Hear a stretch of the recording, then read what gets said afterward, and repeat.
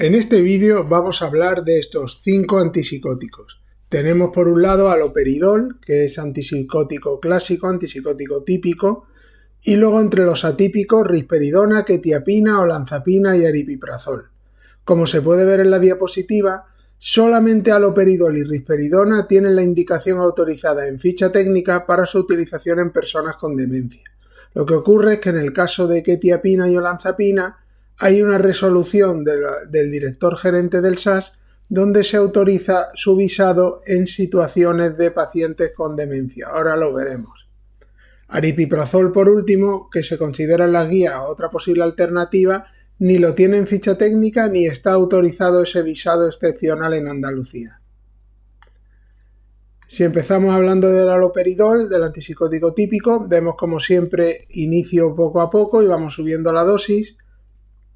La indicación que tiene en ficha técnica es tratamiento de la agresividad persistente y los síntomas psicóticos. Ojo, estamos hablando de agresividad persistente y síntomas psicóticos, no de cualquier síntoma del comportamiento psicológico.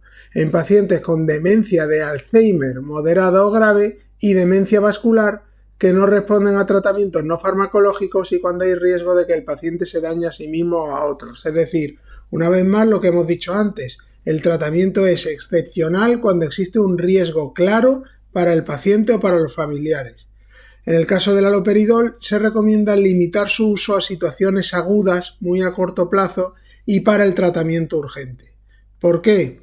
Pues sobre todo porque tiene un alto riesgo de provocar efectos adversos extrapiramidales. La ficha técnica y las recomendaciones nos dice que tenemos que tener precaución en situaciones de prolongación del QT.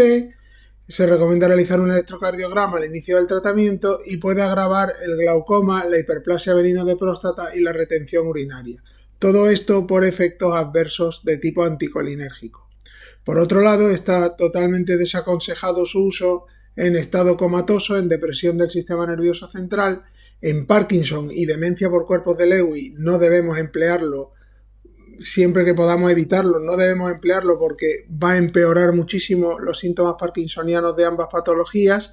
También está desaconsejado en insuficiencia cardíaca congestiva descompensada, en hipopotasemia no corregida, en infarto de miocardio reciente y en arritmias ventriculares. Si pasamos a hablar de los antipsicóticos atípicos, el primero la risperidona, igual iniciamos poco a poco y vamos subiendo dosis.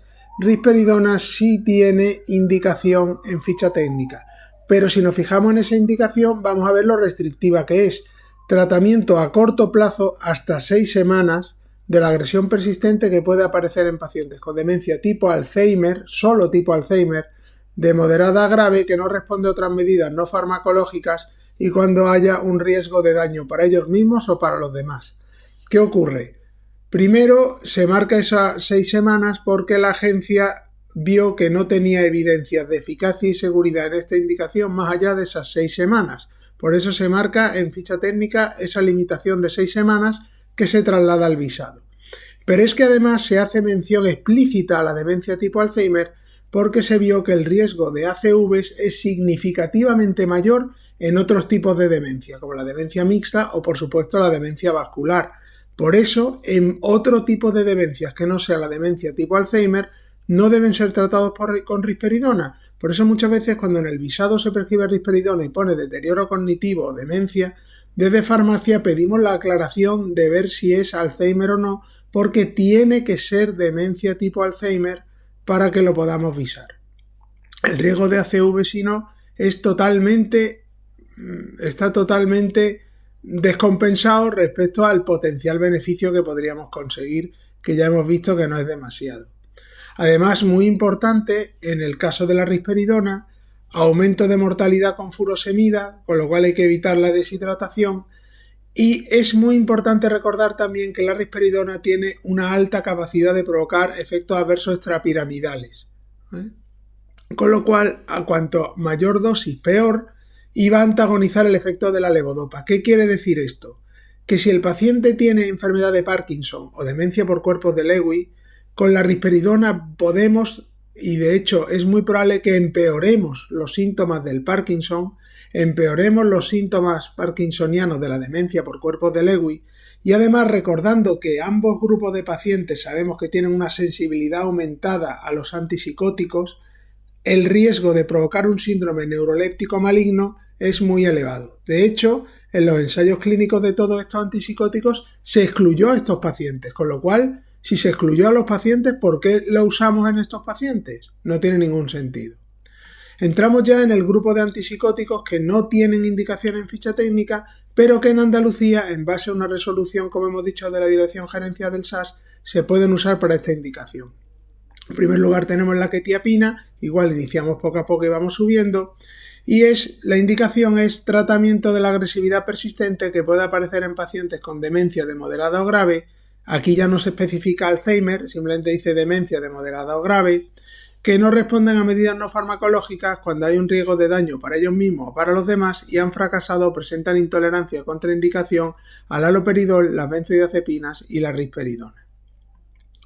En este caso, pues vemos que claramente la quetiapina va a ser una alternativa a la risperidona en pacientes que no la toleren por síntomas extrapiramidales o pacientes que tengan demencia por cuerpos de Lewy, demencia frontotemporal, demencia por enfermedad de Parkinson, todo ese tipo de demencias que no podemos usar la risperidona, vamos a poder emplear la quetiapina. ¿Qué ocurre? Que es cierto que la quetiapina, por eso no lo tiene en ficha técnica, no tiene menor evidencia en estos pacientes y no ha demostrado fehacientemente efectos sobre la agitación. También se menciona que hay que tener precaución si el paciente tenía ideas suicidas y está la quetiapina contraindicada en pacientes que estén tomando inhibidores enzimáticos potentes, como los antifúngicos azólicos, los macrólidos como eritromicina y claritromicina o los inhibidores de la proteasa. En el caso de olanzapina, igual empezamos poco a poco y tiene también una indicación por parte de la Dirección Gerencial del SAS, tratamiento de la agitación y la agresividad persistente que puedan aparecer en pacientes con demencia. Igual no menciono nada, de moderada a grave, que no responden a otras medidas no farmacológicas cuando haya un riesgo de daño para ellos mismos o para los demás y haya fracasado o presenten intolerancia o contraindicación a risperidona. ¿Vale? Sería también una alternativa a risperidona cuando no lo pudiéramos usar. Sin embargo, olanzapina no va a ser una alternativa en el caso del Parkinson y la demencia por cuerpos de Lewy porque también tiene capacidad de provocar efectos adversos extrapiramidales, ¿no? Está contraindicada la olanzapina en glaucoma de ángulo estrecho, viene así tal cual en ficha técnica, y se nos recuerda tener precaución con ciertos tratamientos concomitantes que pueden aumentar los niveles de olanzapina o disminuir los niveles de olanzapina actuando sobre su metabolismo hepático. Por un lado tenemos la fluvoxamina o el ciprofloxacino, que son inhibidores enzimáticos que van a aumentar los niveles de olanzapina, y por otro lado tenemos carbamazepina o el consumo de tabaco que van a disminuir la concentración de olanzapina induciendo su metabolismo. Por último, las guías hablan del uso de aripiprazol como una alternativa, pero ni lo tiene en ficha técnica ni hay una resolución que permita su visado, con lo cual siempre el uso de aripiprazol sería un uso totalmente fuera de ficha técnica, fuera de financiación, fuera de visado. Se considera otra opción última o final en pacientes con demencia por cuerpos de Lewy, demencia frontotemporal y Parkinson, y por presentar menor riesgo de efectos adversos extrapiramidales, y se caracteriza porque tiene menor capacidad de producir sedación, con lo cual el aripiprazol puede producir insomnio. Bueno, Lillo, pues esto es todo por hoy. Nada, esperamos que hayáis disfrutado del vídeo, que os haya resultado útil e interesante. Os dejamos con unos Lillo consejos como siempre y os emplazamos al siguiente vídeo de antipsicóticos donde hablaremos de la duración de los tratamientos, del control de los mismos y de la retirada de estos fármacos. Bueno, pues nada, hasta la próxima, gracias, adiós. Venga, Lillo, despídete, hombre, adiós.